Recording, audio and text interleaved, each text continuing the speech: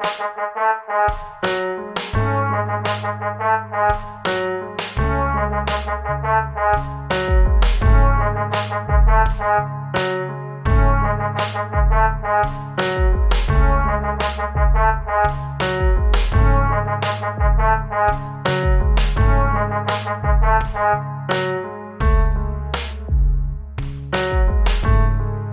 Talk is filmed at 1009 Kingston Road in Toronto.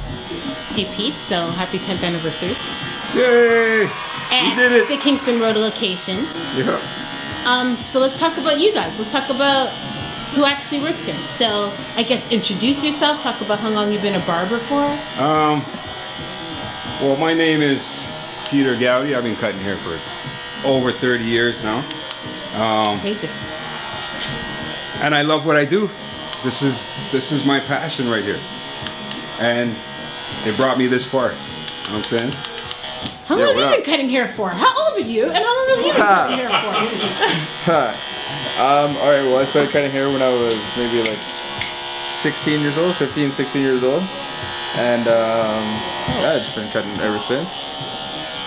I like doing it. I'm a creative person and got an eye for things and I'm passionate about what I do. That's it. My name is Panther. I've been cutting hair since 1988. Crazy. How long have you been working with Cut and Run? I've been working with P since 2006. 2006. So where were you working before? Well, just you know, around. Yeah. Any shops that like we know the name of? No. Oh, yeah. Okay. I'll big up Hair Technician. I was there for a minute when it had different owners. Shout out Denry. So, what's the difference in the culture? Is this like the best shop you've worked at? And I don't mean like be biased, just like I've seen other shops and I feel like there's not the same sense. There's definitely, people enjoy coming to the barbershop and it's a place where men feel like they can talk, but not everywhere has a sense of like overall family. Definitely not. It's definitely home orientated first.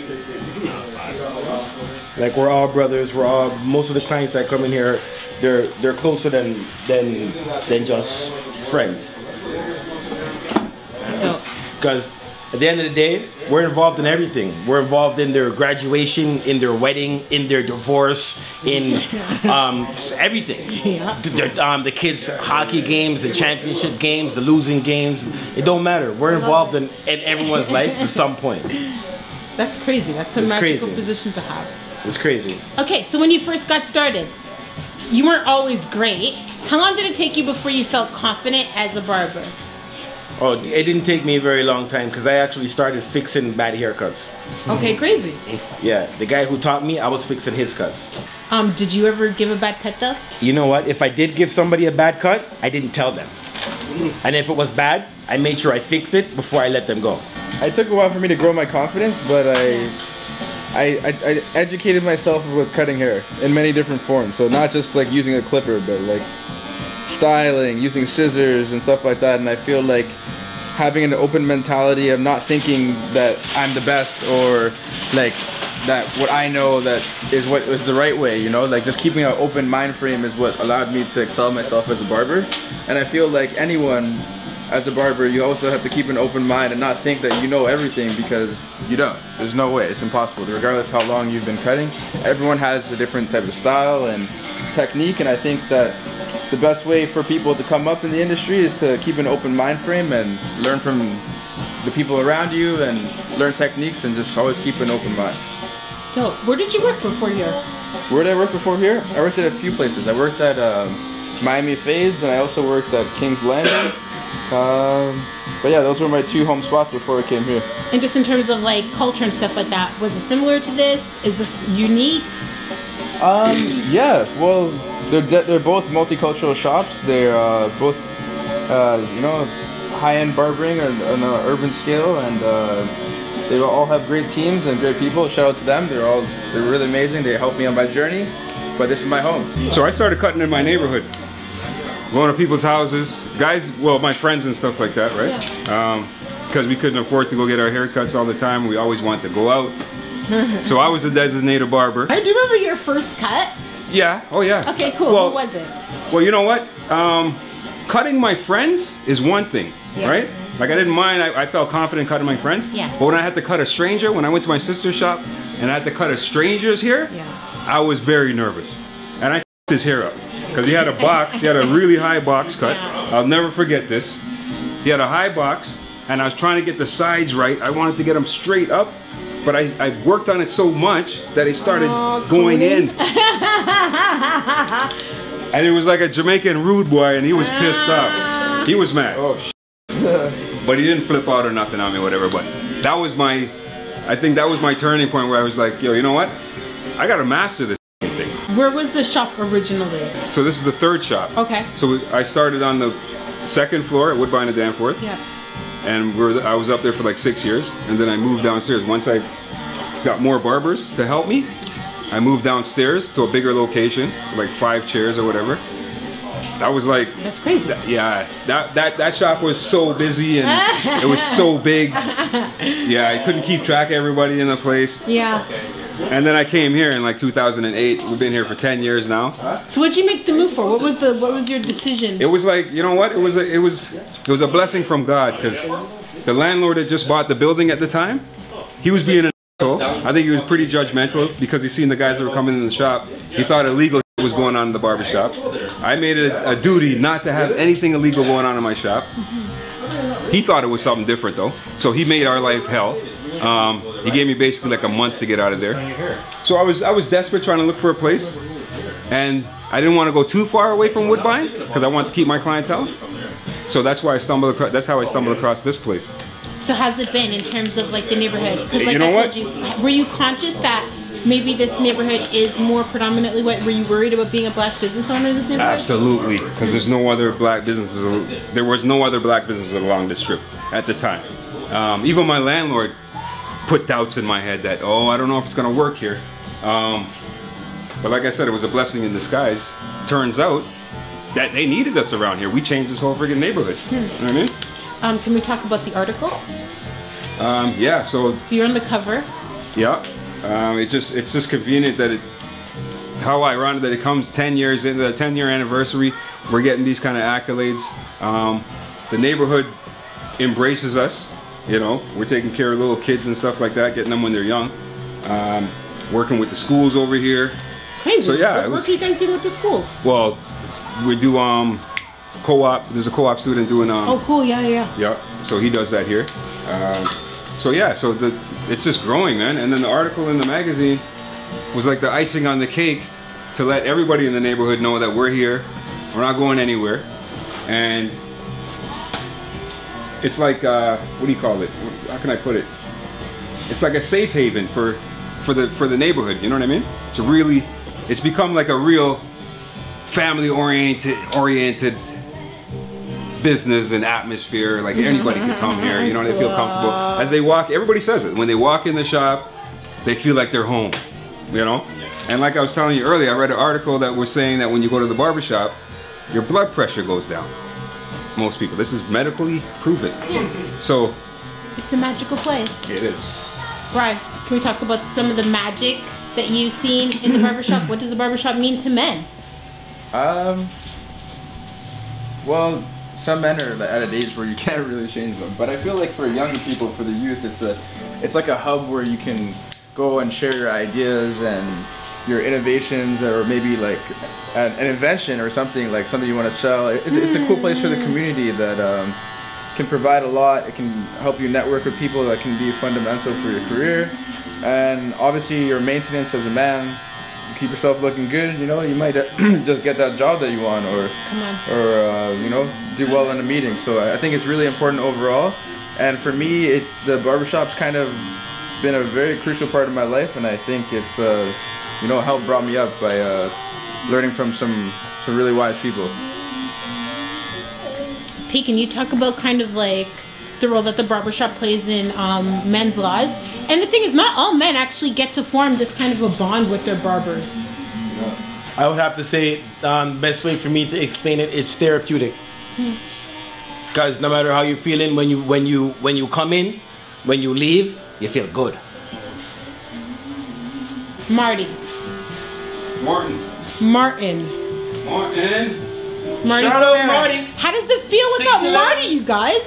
Well, how much? Okay, how long was Marty with the shop for? Because Marty. It was like 11 years or something. 11 years. But like I said though, barbering, Marty getting his new shop, hats off. You know what I'm saying? I wish you the best. It's not an easy road.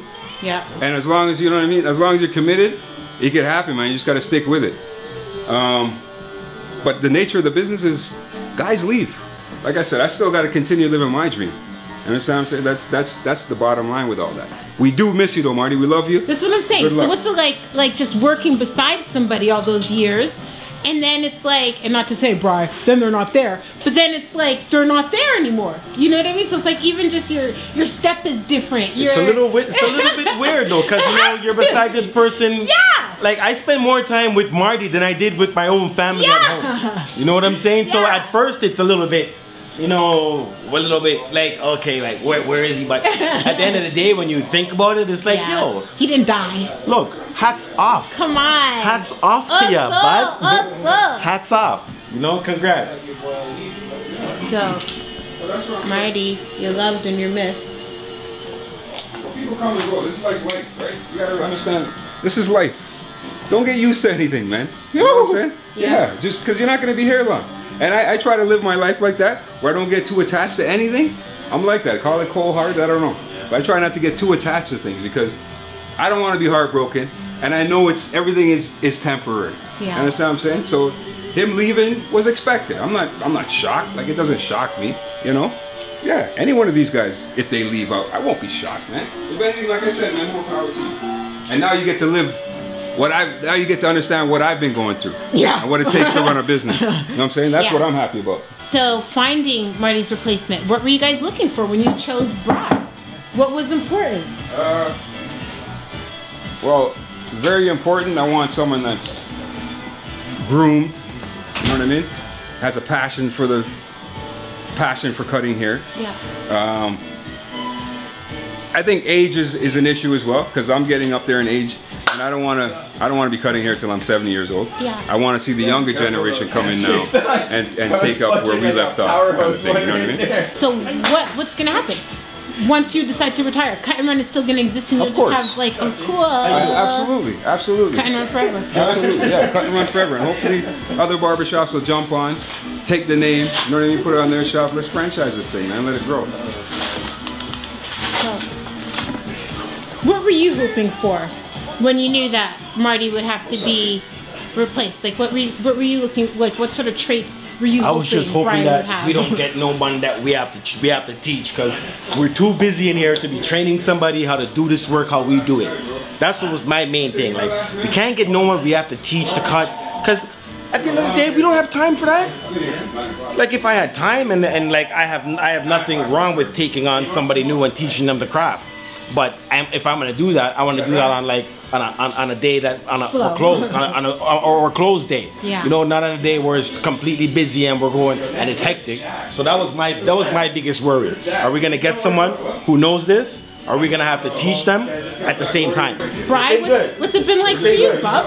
Because you come here, there's already this well-oiled machine, right? You have to get to know, and I mean, it's not like everybody else kind of gets to visit once a week. You have to be here every day, kind of fitting in with the culture, fitting in with the customers, the lingo.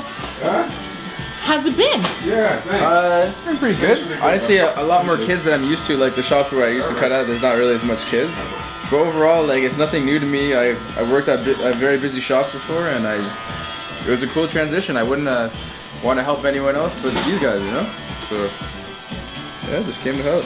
Because this was your barbershop too, at one point, wasn't it? Oh yeah. Actually, that's a good thing. So, when I was growing up, really, my dad used to cut my hair. Yeah. And he was alright, like he did an alright job. But like, I got to a certain point in my life, maybe probably when I was about to hit puberty, where I was like, I think I want a better haircut. And my dad and Peter were friends, and obviously my dad's like, yo, I'm gonna take you to go see someone to get a haircut. Aww. I'm like, oh, okay, sick. So we went and seen Peter, and then since then I was like, man, I can't let my dad cut my hair anymore.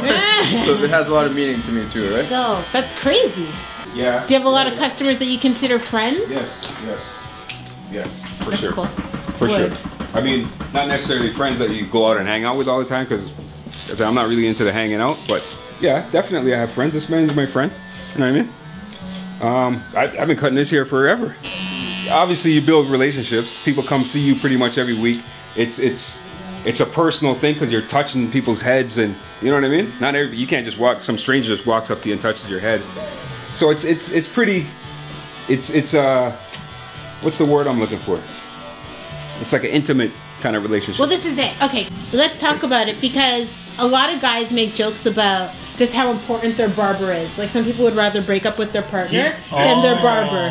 This is the guy that will tell you that he wants me to work till I'm 70 or 80 years old. Yes, yes, he has to. Listen, Can you talk about your friendship with Pete? Like, what he means to you? What does your barber mean to you? I always compare a barber to like the dentist, you know? Yeah. Like, they already know your style, they know the groove, they know everything that works for you and what doesn't work. You know, they know the little cuts that would make a little difference. And I've been like, there's been times when Pete was on vacation and I was unable to to come and get him. It's amazing, like I would go to like a barber and then someone would recommend me to the barber, and then after that I look at myself, I'm like, oh man, I can't wait for Pete to come back. It's true. Well, even this guy back there, Kevin. Kev. When I left in '95, yeah, when I came back home, this guy had braids. What does Pete mean to you? Because you're probably our most like featured. Peter is one of my best friends. Right? He's been cutting my hair since grade 10. Wow. So I'd have been like, what, 15, 16 years old? What are you talking about? Actually, how I discovered Peter, well, my sister, because he comes from a hair family. Yeah. And my sister and my mother used to go with get their hair done by his mother and his sister, and she introduced me one day. She said, oh, this guy's he did a wicked Jumpman Air Jordan in this little kid's head. You should go check it out, Because I used to go get my hair cut at some old school guys in the West End, Goldens, shout out to Goldens and all those guys on Bathurst. I think they're still there. And he's been my barber ever since. And that's over 30, almost 30 years. Wow. And funny thing is, loyalty with barbers, especially within the black community, we have like this very strong loyalty to our barber. Yeah. And so Peter had disappeared for many, many, many years, and I refused to get my hair cut from any barber. Hilarious. So I grew my hair for about 10 years. But barbering goes back tens of thousands of years. It has a very deep, deep history within humankind, and it's an occupation that's been always overlooked, but it's one of the most important occupations in society. Wow. If you want to say it like that. Back in the days, they said the only person you're supposed to trust is your barber, right? So he's the only one you wanted to have a razor to your head, literally, So that's where it goes, man. It's all about the loyalty, and yeah, they're the first doctors. They're the person you tell your history to, your family problems. They're the people that listen to you, So they're like I don't know, they're everything in one, if you want to put it that way, And cutting your hair, so they do it all. Brilliant people, man. Good guys. Can't complain. I love coming here. I love the atmosphere, like, you know what I mean? Let me give you my customer perspective. Please. To keep it short, I guess. For me, I was shaving my head for almost 15 years. Yeah. I didn't step foot into a barber shop for, I think almost 15, 16 years, and that was primarily because of some negative experience and that I had in some barbershops. Yeah. So I just started coming to these guys, I think maybe about 6 to 8 months ago, and the only thing that made me I was parked up right there on the road, caught at this light, and I turned to my left and my right, and I look into the glass here. I see a young family coming out with all looking fresh cuts and whatnot, and I see these 3 guys at work, and I was like, you know what, these look like they look like they have a good team. So come on. The next day, I was like, you know what, I wanted to switch it up. I wanted to switch up the style a little bit, and I wasn't too sure how to go about it. And I was like, you know what, let me pop in here and see what these guys are about. I popped in. First person who greeted me when I walked in here was Peter. you know, big smile. How you doing, man? My first question was, do you guys take walk-ins? Sure, brother. You know, made me feel welcome right off the bat. I sat down, and from there it was pretty much a wrap. You know, I met Brian, and you know, I was just telling him, man, you know, Brian's the man. And the reason I continue to come back here is I don't like to use the C word like we're around these guys, but customer, you know. Yeah. I truly. I know, it felt weird too. When I used it, it didn't feel right. It doesn't necessarily. And honestly, I truly say each and every one of these guys, yeah, they're one of my homeboys now. They feel like one of my brothers. I've had great conversations with them. I've been coming consistently every 2 weeks. You know, for the atmosphere, for that friendship. So, you know, from a customer's perspective, that's what it is, and that's why I keep coming back. It comes down to that loyalty as well, you know, and especially when you got good people with good heart, great talents. That's all it takes. That's all that it takes. Being friends with the guys that come in here. It's almost impossible not to do. Right? Because we see these guys so much. We know their problems. We know their joys. We know the ups and downs. We know so much about them that it's almost impossible not to become their friend, unless the guy's an asshole or something. You just want to get him out of your chair. But our chances are, after you deal with somebody after a certain amount of time, you begin to build a relationship with them, which also becomes more than a friendship, because I see these guys more than my own friends. What makes a bad barbershop experience? Not clean. Yeah, what is that? It's not a clean environment. That's gotta be number one. That discouraged me from the past from going back to a barbershop. Instruments are not clean. You don't want to go there, right? So every time, look at Panther right now. What's he doing? You know what I'm saying? Every time. That's why I love it here. Yeah. You can't complain, man. Some places you go to, you won't even see them pick up that can. You probably won't even see the can on the table. Word. Yep. This is real, man. This is what it is. Clean spot is what you need, right? I went to New York once. And I went to this barbershop because, you know, like I was there for like 3 weeks. I went to this barbershop, and apparently the guy was good. And he started working on me without even asking what he was going to do. And then the next day, I had like rashes, bumps all over my face. You have no idea. Yeah, I'll go meet you guys up there. Yeah. Bad barbershop traits, bad barber traits. They have nothing to do with cutting hair. Well, that have nothing to do with cutting hair? That's right. Check my store too, my girl. Punctuality.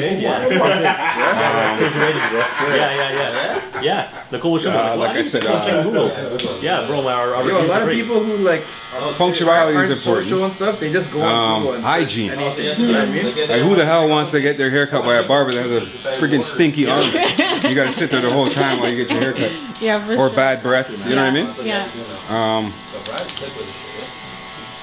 So I keep coming back. And he's the man.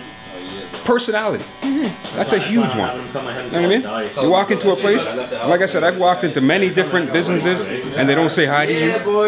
I made it a duty to make sure I say hi to people as soon as they walk through the door, greet them, make them feel comfortable. You know what I mean? Most barbershops you go to, you walk in, you feel like, oh my God, am I in the right place? Everybody's looking at you like you're some kind of stranger, a cop or some kind, I don't know. Anyway, they make you feel uncomfortable. And I've been told that many times, people that come in say, you know what, I love the atmosphere. As soon as you walk in, you feel the difference. Pete, you don't cut your hair, but who was doing your hair for you when you were cutting your hair? Oh, I used to make Martin cut my hair. I make Pete cut my hair. One of these guys for sure. Yeah. I tried all three. All three barbers I tried, you know what I mean? They're all dope. Every single one of them. Every single one. Brian, who cuts your hair? These guys cut my hair. Why go elsewhere? So, do you tell them what you want? No, I just sit in the chair and do it up. Do it up. Pete, who cuts your hair? You know what the problem is with this guy? He wants his hair cut like every other day. Like, you know, like he's only young, so he wants to look fine like every other day. We got to him like, dog, you just cut your hair, bro. Relax. I love that. Yeah, let it grow in. Pete, who's cutting yours?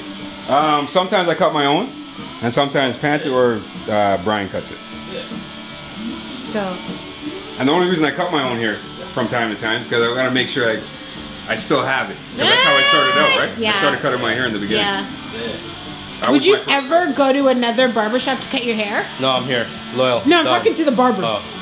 What would the situation have to be? What would the situation have to be? I guess like a wedding in another country where you had no clippers. In another country, okay. Yeah. My clipper breaks, I'm in another country. Yeah, you said it. Cool. Even then, even if I was in another country and my clipper breaks, yo, you know what I'm going back to? Pat down with water. Comb it all out and pat it down with water and get it all nice and flat. Yo, I'm good for anything right now. Listen, that's a life hack right there. That's a life hack. You're on. Cool. Last word, sir? So yeah, I don't even know. Well, again, congratulations. More yes. success to you. Yes, thank you. Yeah, I can't wait for this to be a legacy. For this to go on even once you've gone, I think that would be tremendous. And if the spirit remained the same and was something that was able to carry forward, I think that'd be tremendous. Yes. Well, that's my goal, right? My goal is to keep this thing going as long as I possibly can, and let it basically run itself once I'm gone. You know what I mean? And hopefully, like I said, 100 years from now, Cut and Run still exists and people are talking about it. That's my dream. Bless up. Straight. This is Pete Cutter from Cut and Run. Thank you for watching another weekly Chop Talk. Please subscribe. I did it.